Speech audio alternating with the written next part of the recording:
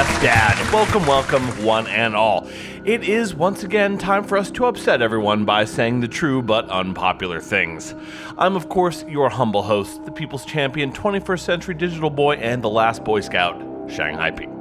So, how's everyone liking Cyberpunk so far? Wait. Okay, what about the so-called next-gen consoles? How's that PS5 version of Miles Morales? Was it worth $500? Don't worry, you don't have to say anything, we already know the answer. After all, even if it is slightly prettier than the PS4 version, it's still fine, right?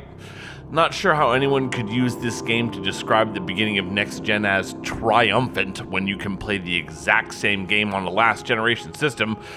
So, yeah, great. Hope that was worth it for everyone who shelled out to upgrade the GPU in their PlayStation. Perhaps we'll revisit this discussion when a game comes out that isn't playable on last gen consoles.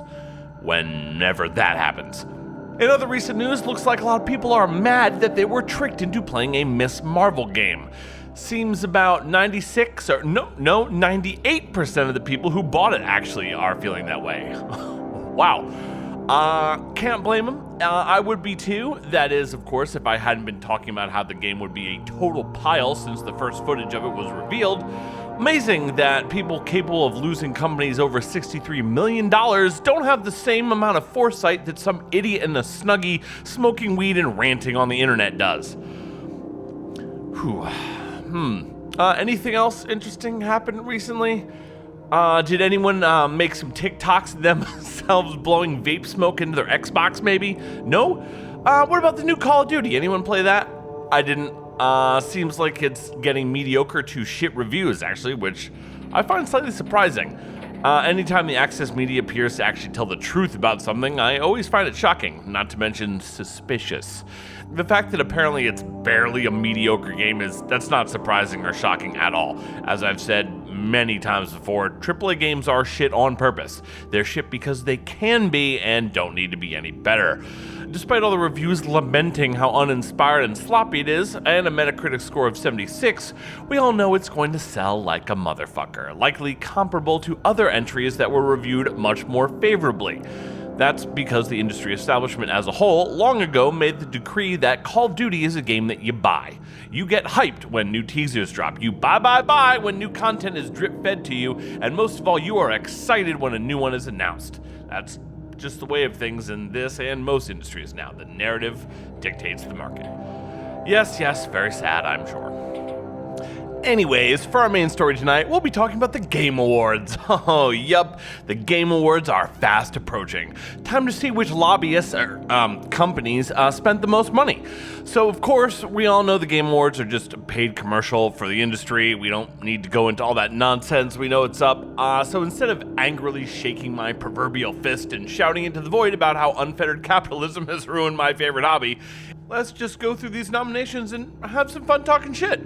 We'll talk about what a joke most of them are, what I think would have been better choices, and also what I predict the predictable industry will have chosen for their champions. In all categories where they can get away with it, of course, Last of Us 2 will sweep.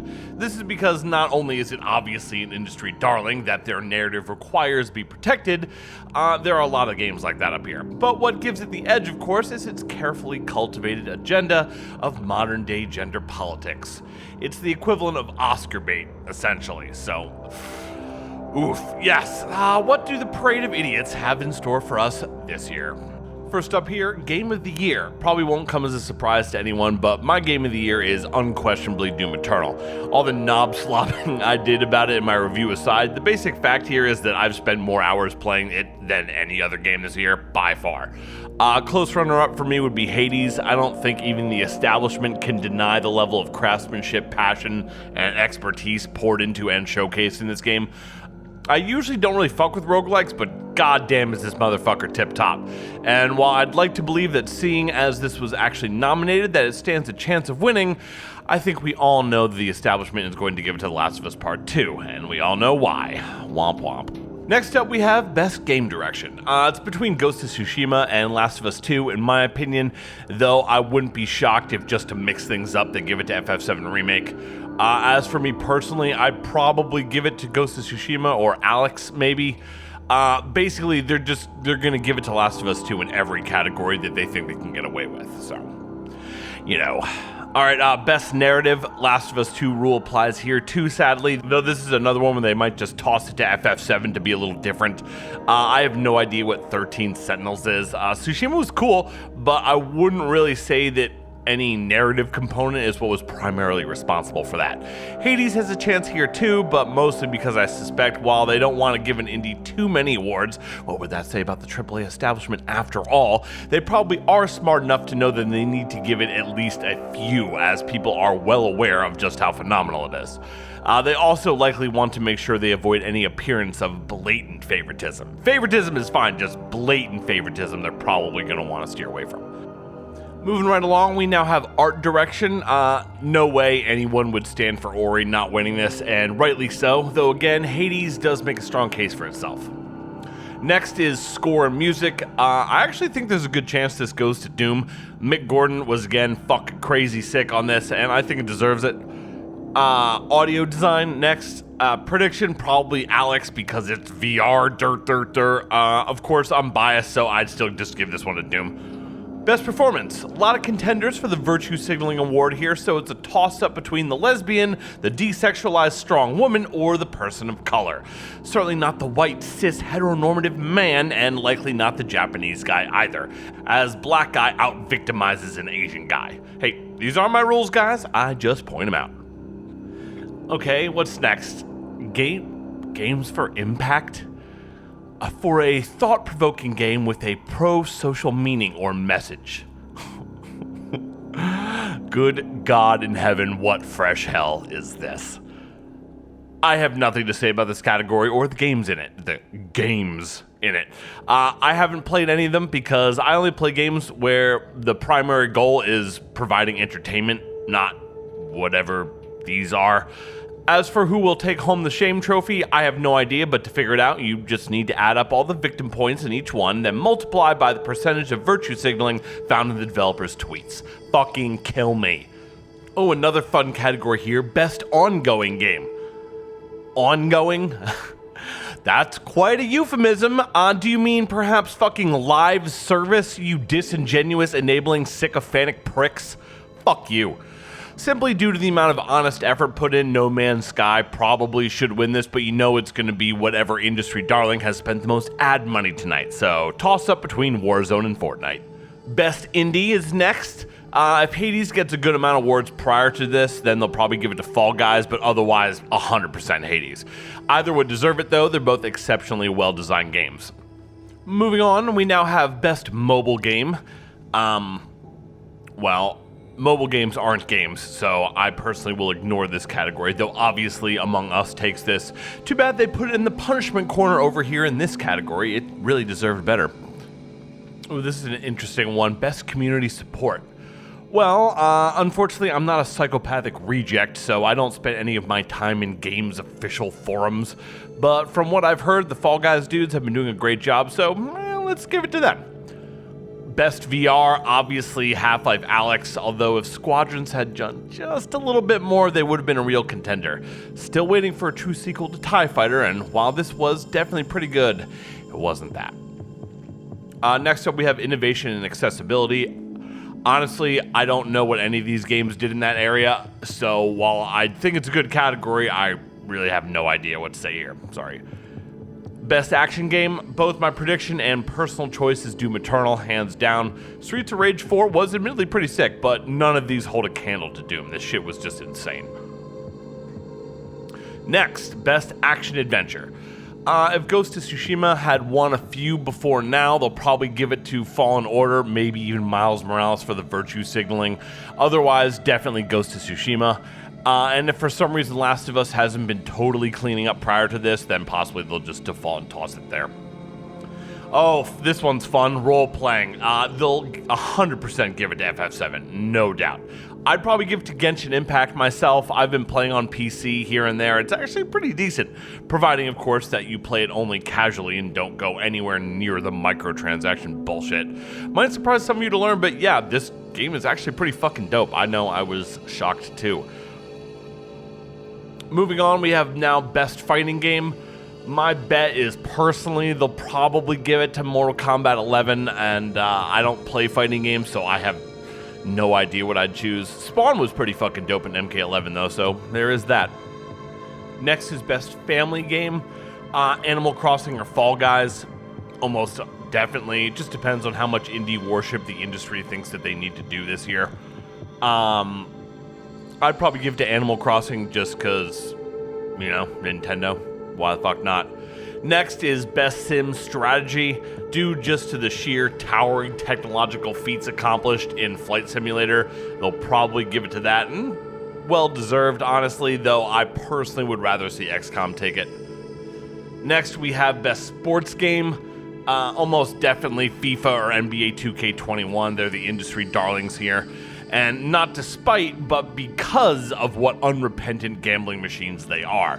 The industry wants to normalize this stuff even more, and what better way to do that than to give out awards to the games that do it best? Puke. Best Multiplayer is next. Idiot meme and internet culture pretty much demand that Among Us win this, which is too bad for Fall Guys, which had a pretty damn good shot at it until people remembered that this game from 2018 existed. And next we have Content Creator of the Year. Frankly, I find this category nauseating and am fortunate enough not to have ever heard of any of these people. As for who will win it though, just a matter of adding up the victim points. I'll leave that to you guys or whoever cares enough to do it, certainly not me. Now we have Best Debut Game. I don't know how this one will shake out, honestly, but I hope Phasmophobia takes it. A really awesome concept for a game, super unique. If you haven't played it yet and you have friends that will play it with you, I suggest you check it out. It's pretty awesome. The rest of this is just esports stuff, which not only do I not care about, but I also know nothing about, so whatever, fuck it. And, well, there you have it. This is video games in 2020, boys. It's all nothing but performance. The same performance over and over. It's a grift. The industry desperately trying to convince you not to believe what you're seeing, that it's still 1999 and gaming actually has not been completely subsumed under the banner of predatory anti-consumer mega corporations. Utterly bereft of any substance, conviction, or passion, the customer audience, long ago indoctrinated into the corporate narrative and ideology, it now exists only as a way to maintain the illusion that nothing has changed, that the industry is still the same as it always has been. Please continue buying whatever games we say are good without question. They have to pretend, after all. They know that AAA games are bad on purpose now, intentionally under-budgeted to increase profit margins. Publishers just don't give a shit if games are liked anymore, only that they sell. Just look at Call of Duty Cold War. Reviews basically now are nothing but the industry signaling to its customers which games that they should buy. Articles tell you what to be excited about and what they prefer you ignore. Once a place to get actual gaming news, Kotaku is now just filled with woke SJW stories that are nothing more than the new shape of web revenue. Turns out hate clicks from algorithm exploitation generate more site traffic than standard advertising and at less cost. So, there we go. Twitter threads are all about in-group signaling, echo chamber segregation, and ensuring conflicting opinions or criticism are silenced either with bans, circulating block lists, or brigading. So-called hot takes aren't radical critiques boldly offered to the public for consideration. They're selfish attention whoring and brand leeching. More often than not, just to increase a writer or dev's public profile awareness. It's opportunism and only possible because everyone in the establishment knows everyone else will play along. Everything you see from the games industry is all just a carefully calculated performance intended to optimize revenue and lower costs while keeping the average consumer buying and not questioning. These corporations know that social media is most effective as a capitalism optimization machine, and when used correctly is a far more reliable method to control markets and their customers' spending habits. Far more reliable than the old ways of using game and product quality to do that. This has been going on for so long, and the performance put on to convince people that it's real is so effective that sometimes it seems like the performers have forgotten that none of it actually is, and have begun to believe in it. In the end, that's really all the Game Awards are, a delusional grift put on by the industry trying desperately to make more money. So, just make sure you remember that. Woo, way to end a fun episode on a down note, huh? Just another one of my talents, I guess. In any case, thank you so much for chilling with us tonight, spending this little bit of your free time here. We love you today. We love you all the way. Please be sure to downvote the video. As always, leave a nasty comment below, and obviously never subscribe because I can't really think of anything else to say. I'm too busy just praying that Cyberpunk still comes out on December 10th.